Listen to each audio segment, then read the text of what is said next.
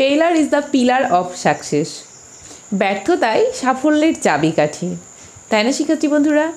যেমন 1952 সালের ভাষা আন্দোলনের মধ্যেই লুকিয়েছিল বাংলাদেশের স্বাধীনতার বীজ, তেমনি আয়ারল্যান্ডের স্বাধীনতার বীজও লুকিয়েছিল ইয়েস্টার রাইজিংয়ের যে বিদ্রোহটা হয়েছিল সেইখানে 1916 সালে। তো শিক্ষার্থী বন্ধুরা, চলো আজকের ক্লাসে আমরা আলোচনা করি ইয়েস্টার 1916 যে কবিতাটি লিখেছেন W.B. ইয়েটস। তো W.B. ইয়েটস হচ্ছে একজন আইরিশ পোয়েট। ওনার লেখা দারুণ একটি কবিতা ইয়েস্টার 1916, যেই কবিতার মধ্য দিয়ে যে ব্যর্থতার মাঝেও কি কোথায় সফলতা লুকিয়ে থাকে এমন কিছু প্রকাশ পেয়েছে।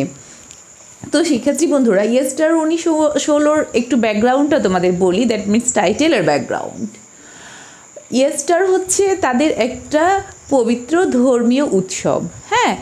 আর 1916 সালের ওই ইয়েস্টার রাইজিংয়ের দিনই একটা বিদ্রোহ হয়। কী নিয়ে বিদ্রোহটা হয়? আয়ারল্যান্ডও কিন্তু একসময় ব্রিটিশ শাসনের অধীনে ছিল, দ্যাট মিনস কী ছিল? পরাধীন। তো তারা যখন পরাধীন ছিল, তো কী হবে? প্রত্যেকেই তো কী চাইবে? স্বাধীনতা চাইবে। কিন্তু কেউ কী করতে পারছে না? বিদ্রোহ করতে পারছে না।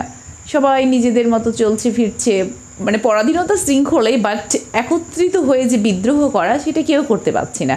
বাট এইটা করিয়ে দেখিয়েছিল ওই দিন কিছু সাধারণ মানুষ, এবং তাদের সাথে জয়েন করেছিল আরও সিম্পল কিছু রেপুটেটেড যে পার্সন তারা। তো কি হয়েছিল সেই যুদ্ধে? কিন্তু তারা অনেকে মারা গেছে, আহত হয়েছে, মানে একটা ব্লাডি ওয়ার, বাট সফল হয় নাই। তো তাতে কি হয়েছে? ওই যুদ্ধে সফল না হইলেও আয়ারল্যান্ডের স্বাধীনতার বীজ কিন্তু এই যুদ্ধেই কী ছিল? বপন করা হয়েছিল, যার ফলে কিন্তু একসময় তারা ফ্রি হওয়ার যে সাহস সেটা দেখাতে পেরেছিল। তো শিক্ষার্থী বন্ধুরা, এইখানে কিন্তু বলা হয় যে এটা কি একটা টেরেবল বিউটি ইজ বর্ন। দেখো, যুদ্ধ, বিদ্রোহ, হ্যাঁ, এরকম একটা আন্দোলন, এটা কিন্তু খুবই টেরেবল, বাট টেরেবলের মধ্যে একটা বিউটি রয়েছে। বিউটিটাকে এখানে কি? Terrible beauty is born.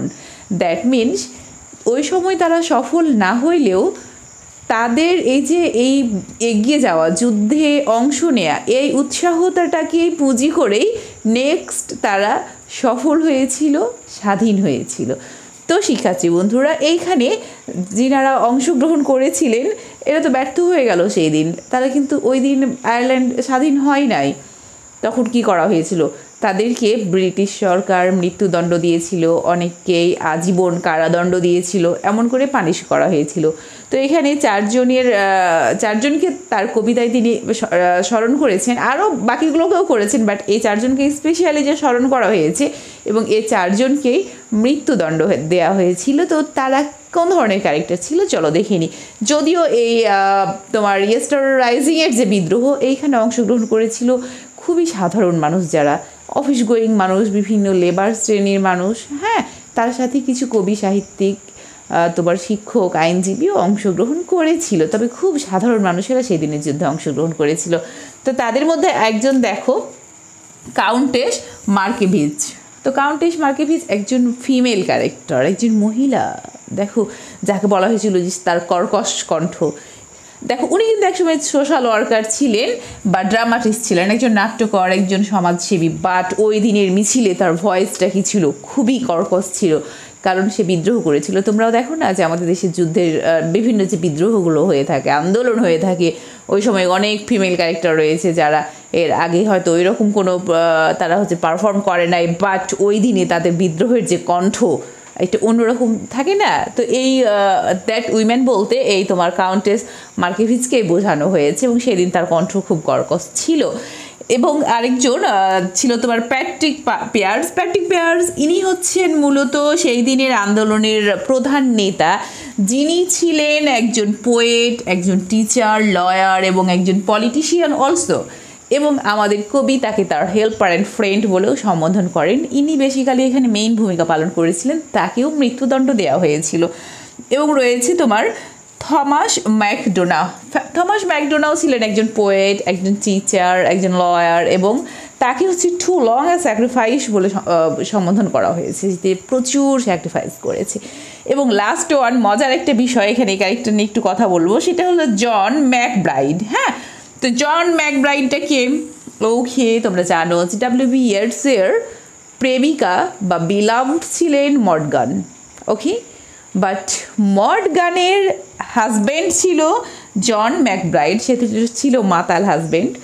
আমাদের পোয়েটের তিনি হচ্ছেন রাইভাল, তাই না? তো নর্মালি আমাদের পোয়েট তাকে পছন্দ করার কথা না, যে তার প্রেমিকার হাজব্যান্ড। তো ব্যক্তিগতভাবে তাকে পছন্দ না করলেও আমাদের কবি কি করেছেন, জন ম্যাকব্রাইডের প্রতিও সম্মান প্রদর্শন করেছেন, যে তিনি যেহেতু যুদ্ধে অংশ নিয়েছেন এবং তাকেও মৃত্যুদণ্ড দেওয়া হয়েছে, এখানে কবিতায় তাকে কিন্তু সম্মান প্রদর্শনই তিনি করেছেন।